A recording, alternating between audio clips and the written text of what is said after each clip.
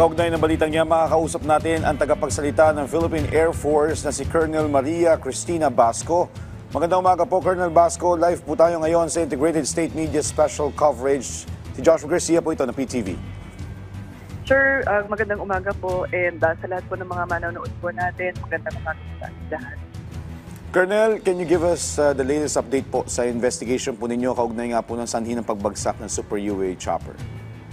Yes sir, alam ko po na nakaantabay po ang ating mga babayan regarding this, but sa ngayon po sir, ang maibibigay ko lang po is still ongoing po dahil hindi po tayo makapagbigay ng mga piecemeal or information po pagdating po dito dahil kailangan po ay komprehensibo natin talagang maimbestigahan lahat po ng mga possible causes po para po makapagbigay po tayo ng clear picture kung ano nga po talagang naging sanhi nitong pagbagsak po ng ating aircraft. Although, ayon nga po dun sa initial reports po and yung pag-collect po nila ng debris, talaga pong matindi po yung yung impact and the burns, the sustained burns po ng ating mga airmen. Kaya nga po unrecognizable po sila at nahirapan nga po tayo malaman ang kanilang mga identities. Colonel, kumustahin po namin yung isinasagawang, yung itsura po ng crash site. May mga naapektuhan po bang residente sa paligid? Ligtas po ba at kontrolado ito ng otoridad? Opo sir, sa awa po ng Diyos ay wala naman po infrastruktura or kung ano man pong mga casualties na naapektuhan. Siguro po upon the impact ay nagkaroon din po ng kamalayan itong ating mga aircrew na talagang steer away itong ating aircraft na kung bang nagkakaproblema na ay nagkaroon pa rin po ng consciousness na steer away from our affected areas para po wala na pong maapektuhan. Alright.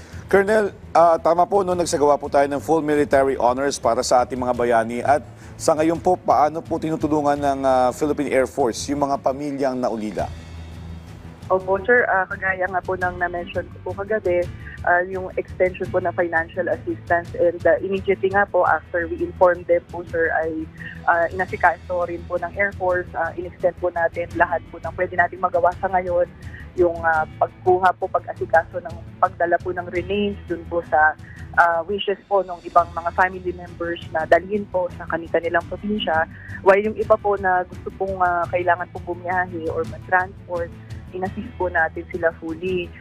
Aside from that po sir is yung financial assistance that is given to all these fallen heroes natin, lalo na nga po na in the line of duty po na nangyari po ang kanilang demise. Also po sir, yung may mga anak din po, meron din po silang scholarship assistance para po sa orphan children po natin, ng mga aircrew. At sa ngayon po sir, tuloy-tuloy po meron pong naka-assign po na tinatawag na survivor personnel na mag-a-assist po ng lahat po ng claims nila para po makuha po ng mga naiwan ang kanyang karampatang mga benefits po para po doon sa mga fallen heroes po natin sir. Okay. Sa pating naman po tayo ng Air Force, Colonel, ano pong ginagawa ng Philippine Air Force para mawala yung pangamba ng mga piloto at crew ng PAF? Opo, sir. Yes, sir. Actually, sir, ngayon nga po, nagkaroon nga din po kami ng, nataon din po na First Friday Mass po namin dito ngayon sa kampo. Lahat po kami, we observe that. And kasama nga po, aside from the constant talks po ng aming commanding general na si Lieutenant General Cordura sa amin para po sa aming to remind us of our duties and to strengthen us lalo na in this very daunting time po. Alam po namin ang aming pinasok and continuous po ang focus po natin po sa mission. Alam po natin that lahat po ng mga servicemen and women, kapag pinasok po namin itong trabaho na to, our mission is born out of love for our country and love for the service po. Ayun po, sir. Alright, Colonel, as you mentioned, tuloy-tuloy pa rin ang ating humanitarian at disaster response operations. Now, in terms of preparation po, ito po meron na naman paparating na Super Typhoon na Uwan. Kumusta po ang pagpapagahanda ng Philippine Air Force? Yes, sir. All our bases, lahat po ng mga tactical operations group, tactical operations wings spread throughout the country. Particularly po yung part na dadaanan ng bagyo doon po sa Mindanao and sa Visayas. Pati na rin po sa Luzon, sir. Lahat po tayo may nakahanda na po na DRTU or disaster response team units po, and also yung mga HADR units din po natin is on standby.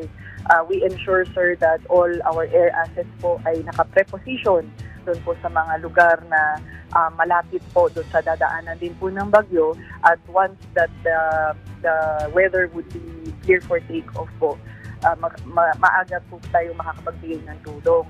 Aside from that, sir, kinukuha po natin instructions from the Office of Civil Defense and the RRMO.